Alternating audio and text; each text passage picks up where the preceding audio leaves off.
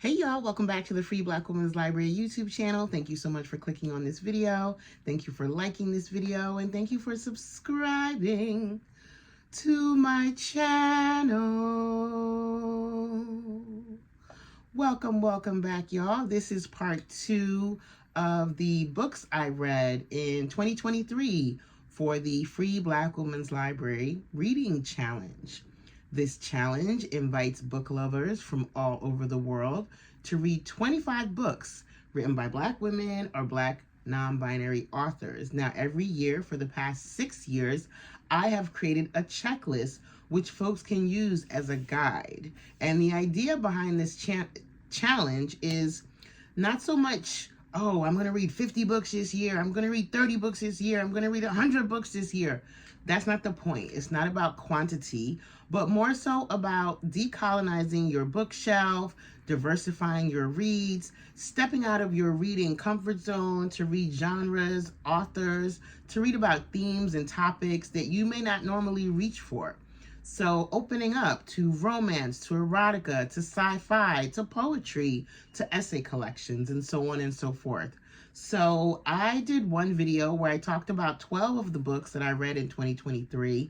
And in this video, I'm going to talk about the other 13 books that I read in 2023 for this challenge. I decided to make this video for a couple of reasons. One, because I really want to get comfortable making more videos. And two, because I wanted to share with y'all all about the books that I read last year. I really enjoyed all of them.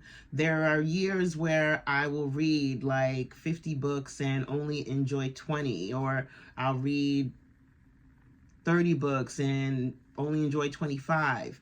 I read 25 books last year and I enjoyed all of them. And for folks out there who are doing the challenge in 2024, these are some books that you might want to look at to check some things off of your list. So the first book I'm going to talk about is called Bitter. And Bitter is a YA middle school novel. And it's written by Akwaeke Emezi, who is a non-binary writer. And they have written a ton of books. Akwaeke is incredibly prolific. Not only are they a writer, but they are also an artist.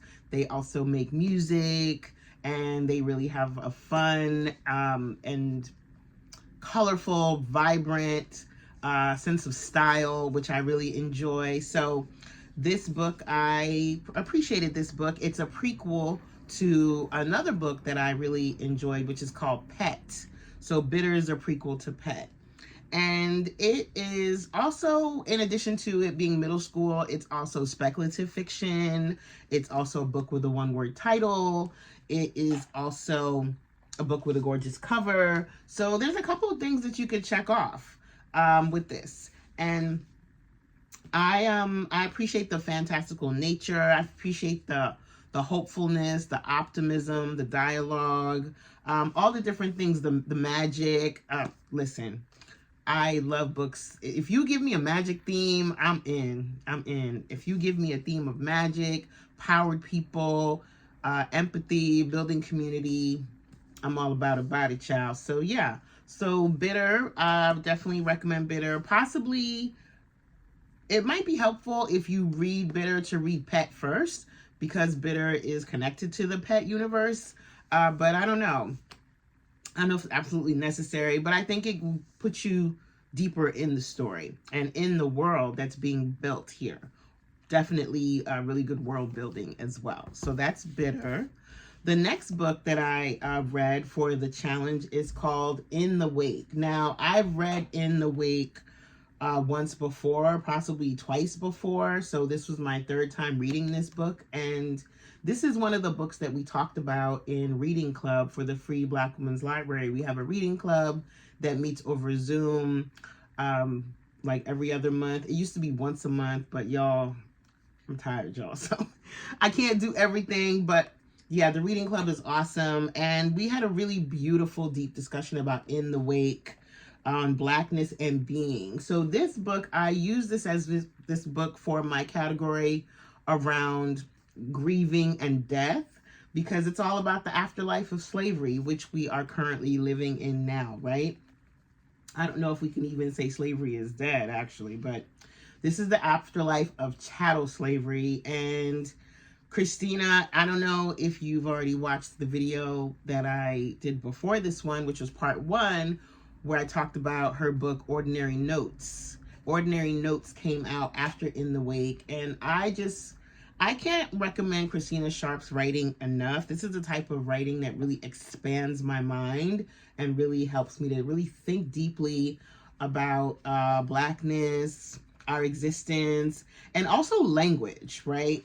Because the In the Wake, that title is referencing the different ways that the word wake is used. Like wake to be like awake, wake as far as like the ceremony, the ritual that happens when someone passes away.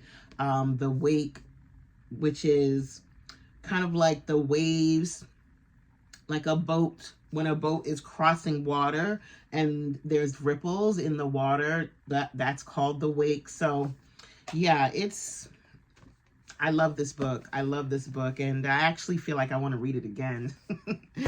Especially after the conversation we had, because one of the things that's really beautiful about being in a reading club or being in a reading group or being in a book club is that you read a book and you have your own perspective, and then you meet with other folks and they talk about it, and the things that they say just challenge you, encourage you to think about the book in a different way. So I'm kind of interested in going back and reading it with these new additional thoughts in mind.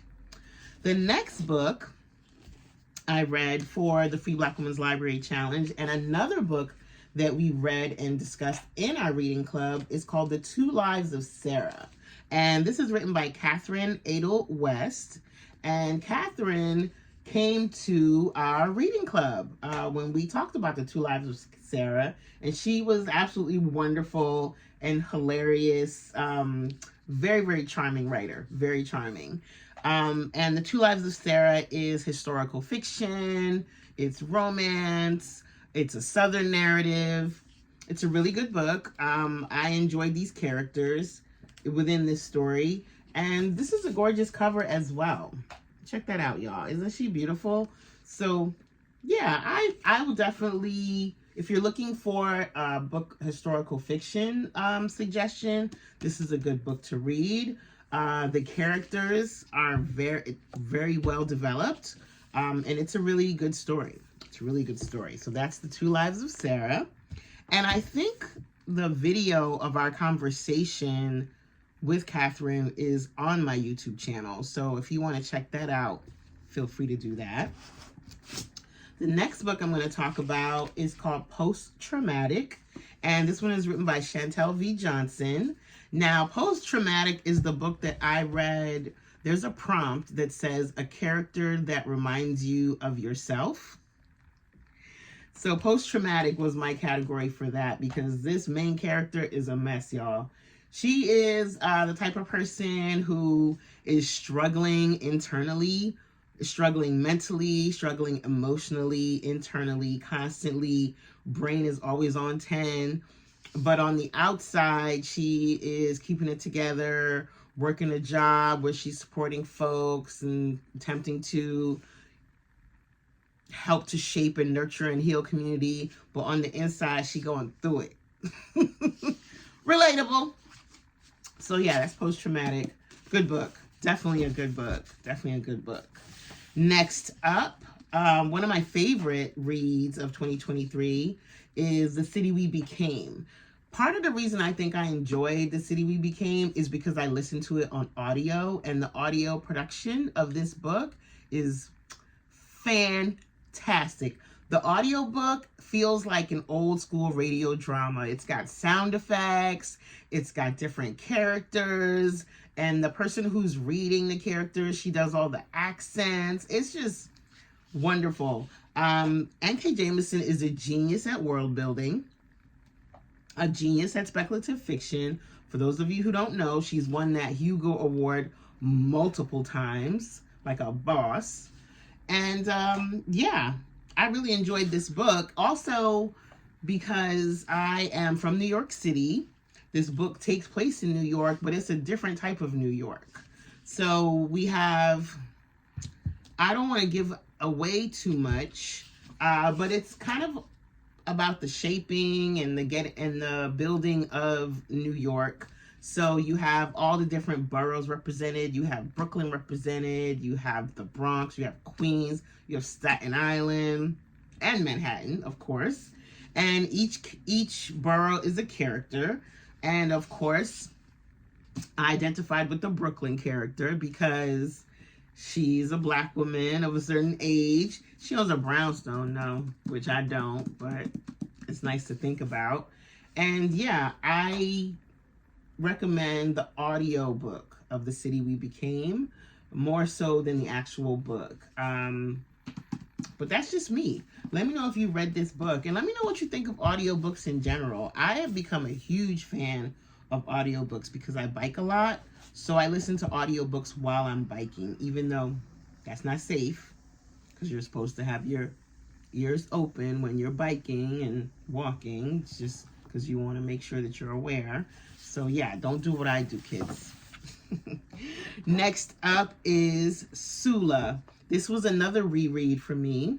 Sula by Toni Morrison. And this was actually a co-read. Sula and Passing. So Sula is Toni Morrison's novel, and Sula is one of my favorite characters that's ever been invented within the world of literary fiction. And Toni Morrison, she put her foot in this book. Sula is what we might call a wayward woman. And she's a bit of a rebel, a bit of a troublemaker. And yeah, similar to Shug from The Color Purple, there's definitely some parallels between these two women characters who aren't interested in being married necessarily, who are who just do their own thing. They're focused on their own pleasure, and so on and so forth. Yeah. So that's Sula. Highly recommend Sula. And then Passing. So Passing is by Nella Larson, and there's a character in Passing similar to Sula who's a bit of a rebel, who's a bit of a troublemaker, who's a bit of a wayward woman. And Passing is about two friends, just as Sula is about two friends. So what we did in Reading Club in 2023 is that we read both of these books, and then we had a conversation about both of these books at the same time, comparing the relationship between Nell and Sula to the relationship between Irene and Claire. And there's definitely some parallels between the two. One is supposed to represent somebody who kind of like towed the line and followed the rules of patriarchy as far as like the expectations that are placed on women and getting married, having children, and so forth and so on. Whereas the other woman kind of defied the rules and just kind of ruffles people's feathers and challenges people's notions about what a proper woman is and what a good woman is. And the relationship between these two women is, am I giving away too much? I won't say more than that, but as you can see, they're pretty small reads. So I think Passing and Sula, if you're a voracious reader, these are books that you could probably read in a weekend. They're really quick. They're really, really quick, and they both pack a punch. Next up, oh, and Sula, it can be a book with the name and the title.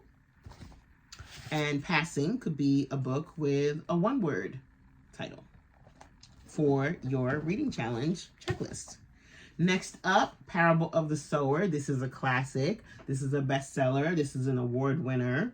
This is speculative fiction, science fiction, Afrofuturism. This book is a must-read. This is one of my favorite books of all time.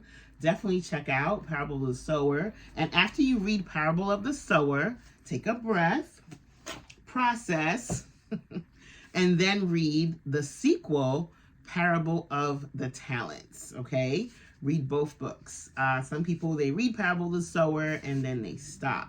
But the story continues. Now, Lauren Olamina is a 15-year-old girl living actually, I was going to say living in the future, but the book takes place in the 2020s.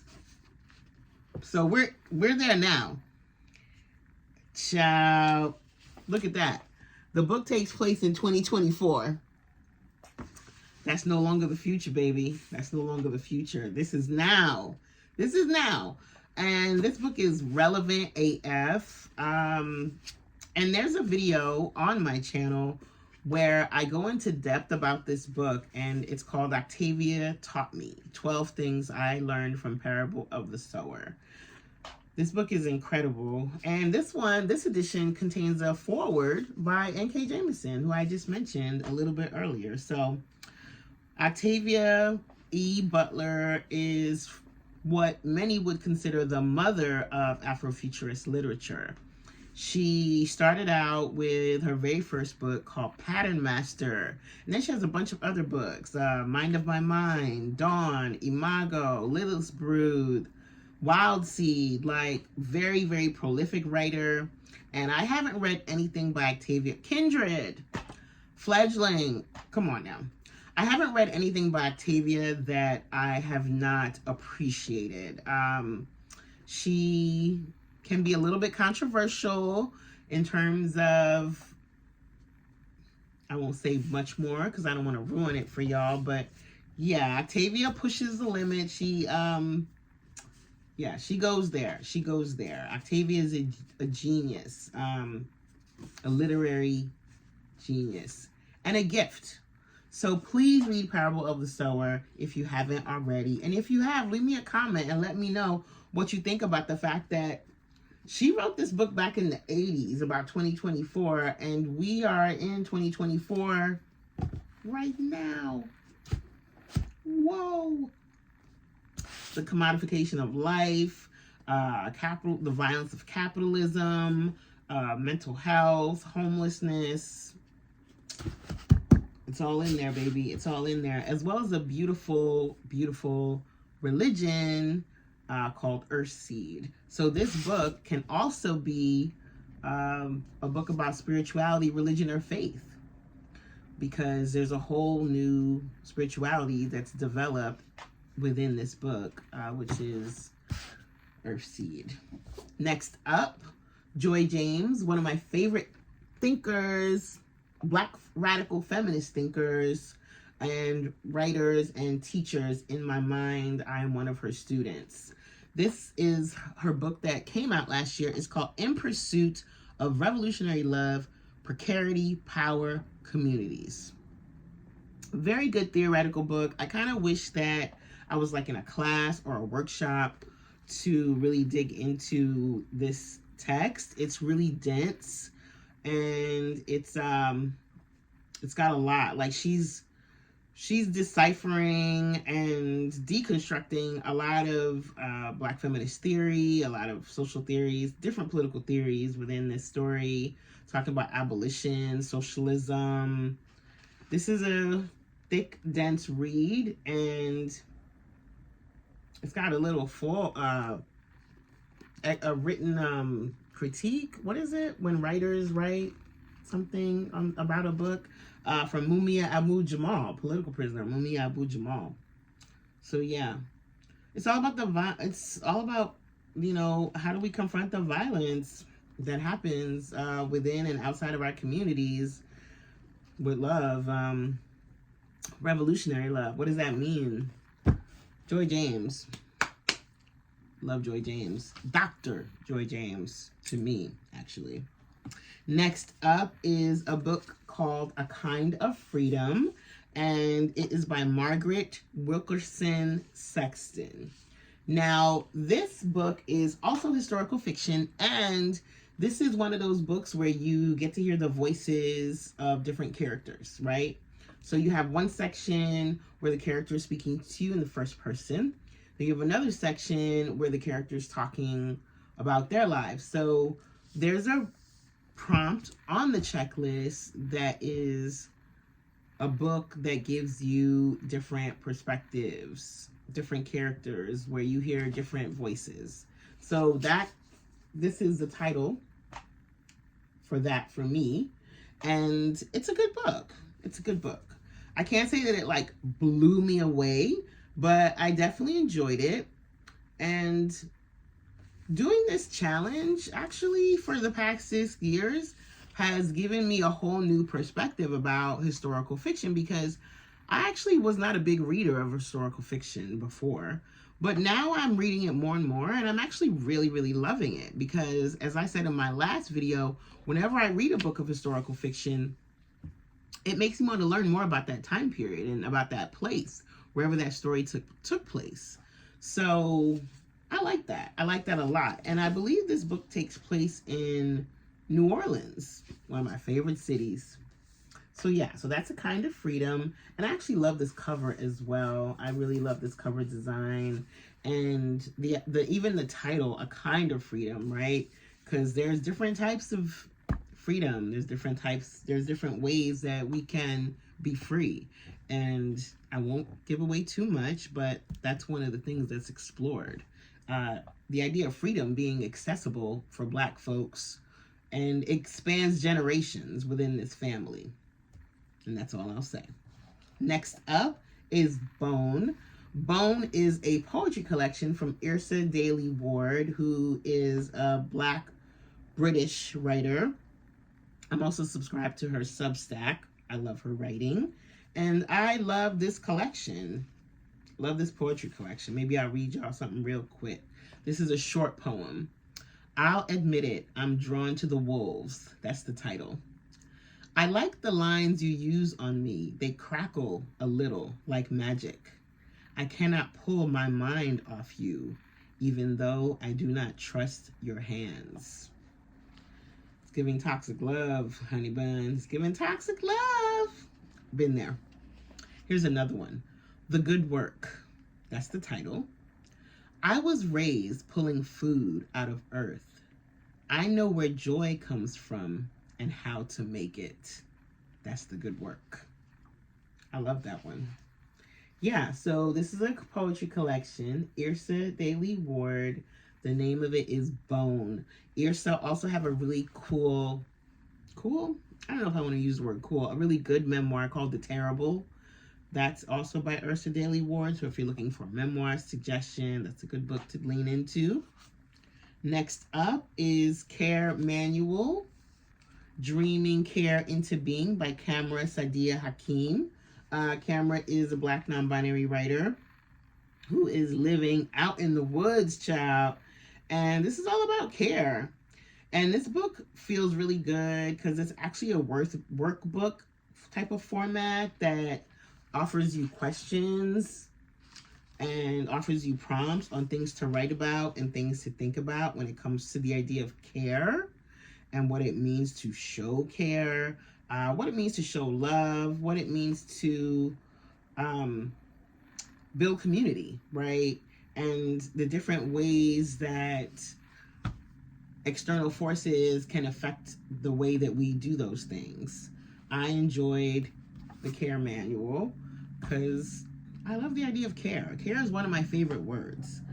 I just realized while shooting this video that there's one book that I do not have right here in front of me that I read, and it's called Bingo Love. I might do a separate video about it because it is a graphic novel, so I want to show y'all the pages and the images in this book.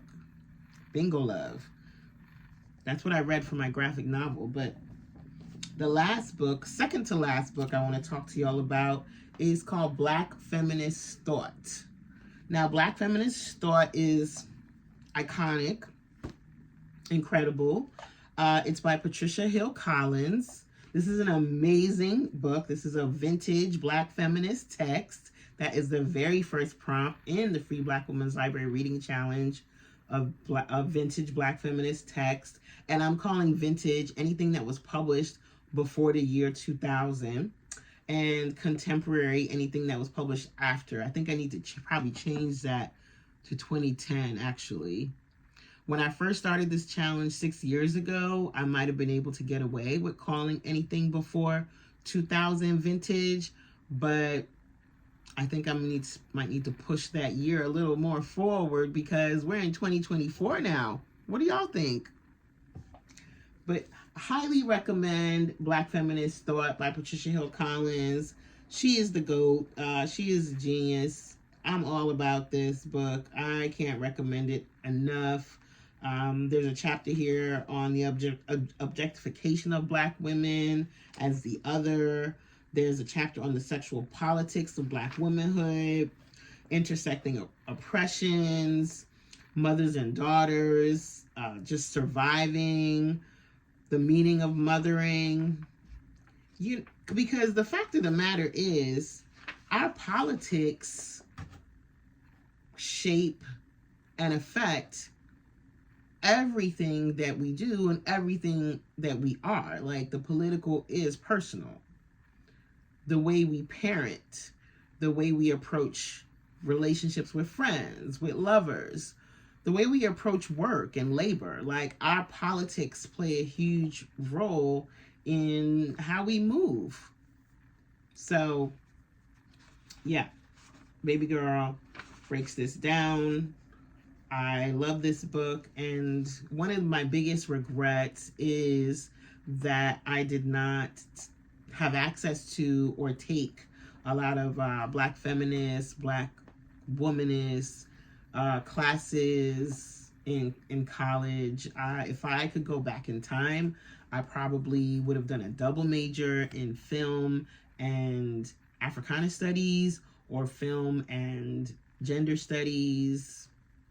Yeah, for sure. But hindsight is 2020, right?